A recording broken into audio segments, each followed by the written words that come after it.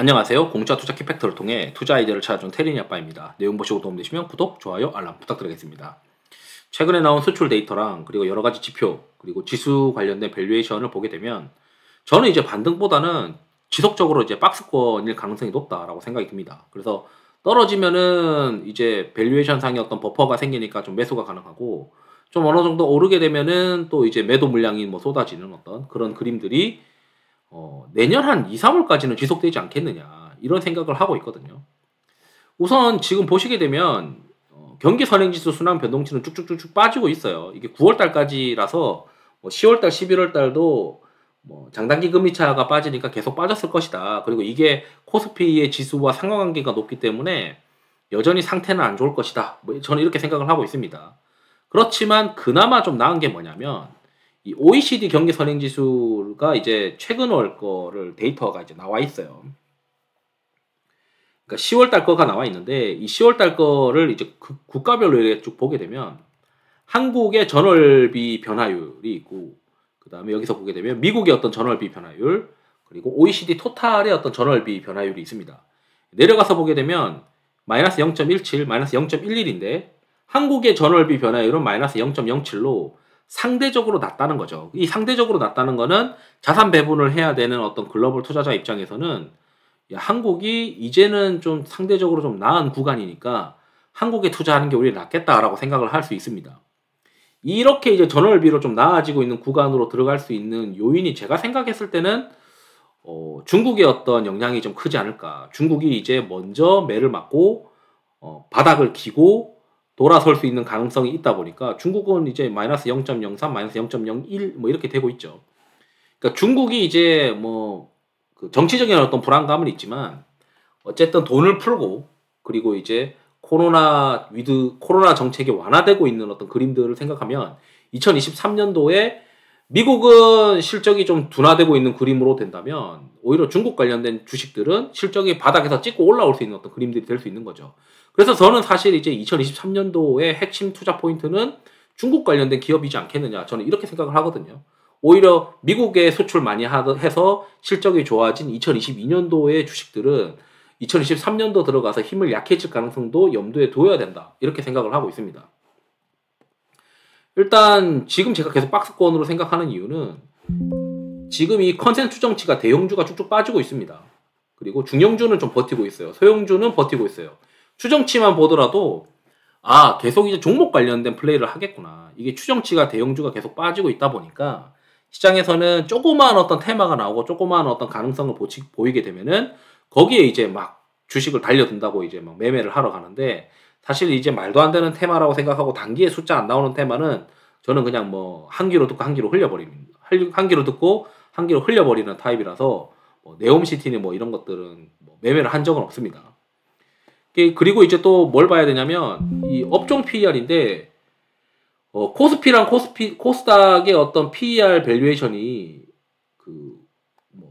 일단 코스피를 기준으로 보면 8배 수준대까지 떨어지다가 최근에 이제 지수가 좀 오르다 보니까 11.4배 이렇게 올라왔어요. 그리고 코스닥은 13.58배로 올라왔고, PBR로 보게 되면 미래 기준으로 이제 0.9배면은 지금 이제 확정 실적 기준으로는 거의 한 1배 가까이 왔을 겁니다. 그 말은 코스피가 1.2배, 확정 실적 기준으로 1.2배를 가거나 이렇게 이제 프리미엄을 받기 위해서는 뭔가가 이제 실적 추정치가 더 안 빠질 수 있는 뭔가가 있어야겠죠. 그런데 대부분의 아시다시피 대한민국에서 4분기 때 어닝 서프라이즈가 난 적이 없고, 4분기는 컨센서스가 추정이 하향되기 시작했습니다. 지금 빠지고 있는 거 좀 전에 보셨잖아요. 그러면 4분기의 이익 발표가 언제냐면 대부분 2월 말부터 3월 초에 대부분 다 발표를 할 거예요. 대기업들이 어떻게 잠정치를 그때쯤 발표를 한다고 생각을 하면, 애널리스트들의 추정치 하향은 2월 말과 3월 초쯤에 어느 정도 마무리될 가능성이 있어서, 저는 이제 그때쯤 되면은 추정치에 대한 두려움은 좀 일단락 되지 않겠느냐, 이렇게 생각이 듭니다. 그래서 2월 말과 4월 초, 이때까지, 3월 초까지는 지수가 계속 박스권이지 않을까? 이런 고민들을 하는 거죠. 그러니까 PER이 이게 미래에 대한 어떤 PER이나 PBR이 더 낮아지기 위해서는 미래 추정치가 점점 올라가야 되는데, 지금 당장 미래 추정 이익이 올라갈 만한 끈덕지가 안 보이니까 종목 살 게 아마 대부분 안 보일 겁니다.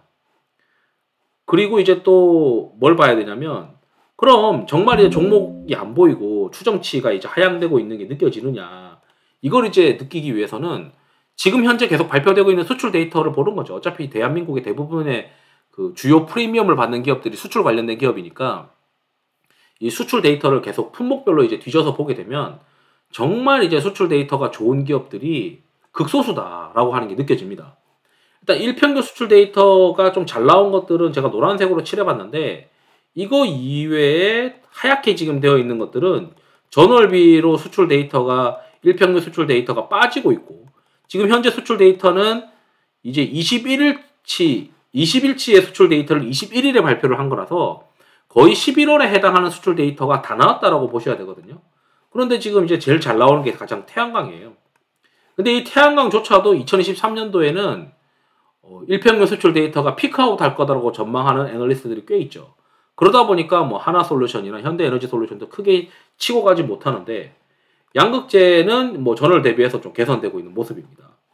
그리고 임플란트도 전월 대비 개선되고 있는 모습이고, 뭐 11월 말에 뭐 VBP 관련해서 불확실성 해소도 있고, 이것도 나름 이제 중국 관련된 주식이니까 중국의 어떤 그 코로나 정책 완화에 따라서 뭐 내년 한 상반기까지도 일평균 수출 데이터가 조금씩 올라올 수 있지 않겠느냐, 이런 기대를 할 수는 있죠.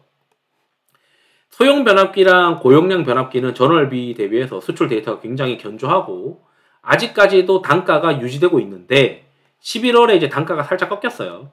그래서 이 단가가 꺾인 게 12월에도 만약 지속된다면 우리가 생각하는 이제 재룡전기나 뭐 현대일렉이나 이런 기업들의 영업이익률이, 3분기 영업이익률이 2023년도에 계속 지속된다라고 가정하는 거는 폐기해야 된다라고 봐야 되겠죠. 이게 이제 피크아웃 하는 어떤 그림이 된다고 하면은 또 시장에서는 뭐야, 전력기기도 좋다 했지만 이게 좀 슬로우해질 것 같은 느낌인데 라고 생각될 수도 있는 거고, 뭐 실리콘 러버 소켓은 갑자기 이제 최근에 일평균 수출 데이터가 좀 올라오긴 했지만 이게 반도체 업황이 영 좋지 못하다 보니 지속 가능성에 대한 의문이 있는 겁니다. 피팅 밸브는 단가는 좋아요. 단가는 최근에 이제 계속 지속적으로 좋은데, 이게 수주 잔고 제가 이거 해놓은 거 보면 성광밴드는 이제 수주 잔고는 아니고 수주 총액인데 3분기 때 수주 총액이 뚝 떨어졌습니다. 혼자 떨어진 줄 알았더니 하이로코리아도 떨어졌어요. 그 다음에 태광은 유지중입니다. 그래서 이게 뭔가 약간 수주 쪽에서 계속 지속적으로 좀 우상향하는 그림을 기대하고 있는데 그런 그림은 아니다라는 거죠. 그렇다면 품목별로 비벼볼 수 있는 게 거의 없다라는 거예요. 이거 그 대한광통신 관련된 광섬유는 단가는 여전히 유지되고 있는데 일평균 수출 데이터는 전월 대비해서 뭐 뚜렷하게 개선되는 모습은 아닙니다. 나머지는 전월비 대비해서 힘이 없거나 매력이 좀 떨어지거나, 뭐 나중에 이제 뭐 추가적으로 이제 정성적인 분석으로 그 변화될 수 있는 가능성이 있는 품목들이 있긴 한데 아직까지 이 수출 데이터만으로는 잘 모르겠다. 그리고 이렇게 대부분의 품목들이 수출 데이터가 안 좋고 당일 이제 수출 데이터에 대해서 뭐 낙관적인 평가를 하지 않는 어떤 언론들을 내용을 보게 되면, 야, 이거 4분기에 대한 수출 데이터가 그렇게 썩 좋은 상황은 아닐 것 같다. 그럼 4분기 실적이 안 그래도 이제 비용 떠는 어떤 시점이 4분기인데다가 수출 데이터도 그렇게 썩 잘 나오지 않는 상황이 되면은 4분기 실적이 그렇게 썩 좋을 가능성이 없을 것 같은데, 물론 지금은 4분기 실적이 아니고 2023년도의 실적을 보고 플레이한다고 하지만 이 4분기 실적이 결국 2023년도 1분기에 컨센서스에 영향을 줄 수 있기 때문에 수출 데이터 보면은 뭐 뭔가 모멘텀으로 치고 갈 만한 종목들이 잘 안 보인다는 거죠. 그렇다면은 그나마 주가가 이미 프라이싱이 다 돼서 박살이 난 상태에서 돌아설 수 있는 것들, 뭐 재고가 감소한다거나 수주가 좀 바텀업 한다거나 이런 색다른 투자 포인트로 주식을 찾아야 되는 거 아니냐, 이렇게 생각이 들긴 합니다. 그런데 그런 것들이 잘 안 보이는 거고, 그러다 보니 이제 그 업종 밸류에이션은 어느 정도 주가 또 반등한, 지수가 반등하고 나니까 매력이 떨어지고, 이 떨어지고 난 거에다가 뭐 품목별 수출 데이터 상으로 뭔가 이제 우리가 우상향하면서 뭐 대장주 역할을 할 수 있는 것들이 잘 안 보이고, 그나마 이제 바텀은 좀 지켜줄 수 있을 것 같은 게 OECD 경제 선행지수 전월비가 뭐 다른 국가 대비해서는 그래도 한국이 낫네 이 정도. 그리고 밸류에이션이 PBR 기준으로 한국이 그동안 많이 빠져서 뭐 한 0.8배까지 또 떨어지면 한 사볼만 하겠지. 이 정도만 이제 생각할 수 있지.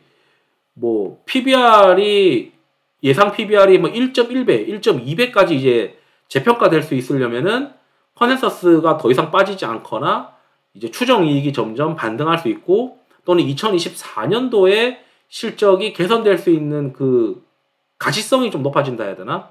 그런 것들이 좀 와닿는 어떤 이벤트들이 계속 있어야 된다. 그러면은 금리 상승이 아예 멈춰버리던지.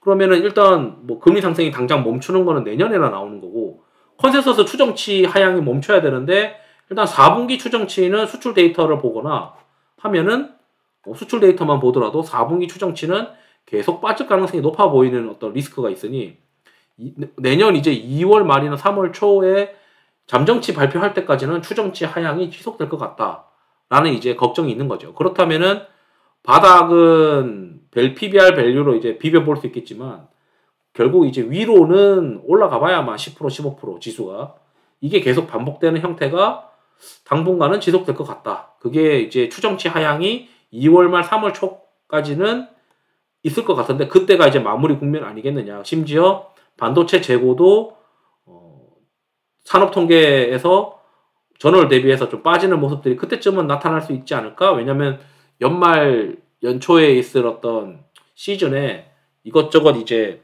가전제품들 많이 팔리면은 반도체도 재고가 좀 많이 소진되지 않겠냐. 뭐 이런 기대감을 좀 가질 수 있는데 지금 현재는 잘 모르겠어요. 지금 현재는 수출 데이터로도 뭐로도 비벼볼 건 없고 그나마 이제 뭐 물가가 하향되고 있는 어떤 추세 전환에 대한 어떤 이벤트로서 더 이상 나빠지진 않겠지 정도의 어떤 반등 정도는 있었는데 만약에 이제 물가 하향 속도가 시장의 기대보다 빠르지 않든다면 다시 한번 또 조정받고 뭐 이런 그림들이 계속 이제 반복될 수 있는 어떤 리스크가 시장에 내재되어 있는 것 같다. 이런 생각들이 요새 들고 있습니다. 그나마 비벼볼 수 있는 거는 내년에 중국이 턴어라운드 할 수 있는 어떤 가능성에 베팅하는 거 정도 이런 것들이 있을 것 같다.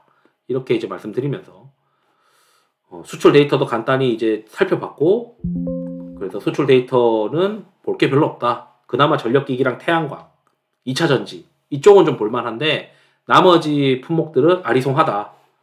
물론 이제 조금 더 살펴봐야 되거나 4분기 전체적으로 3개월치를 봐야 되는 품목들이 여전히 있습니다. 그런 것들도 있으니까 나중에 이제 3개월치를 좀 보고 나서 또 새로운 고민을 할 수 있겠지만 지금 현재로는 10월달, 11월달 수출 데이터만 봤을 때는 4분기 실적은 3분기보다는 확실히 안 좋아질 것 같다. 이렇게 좀 말씀드리면서 영상을 마치도록 하겠습니다. 투자에 도움이 되시길 바랍니다. 감사합니다.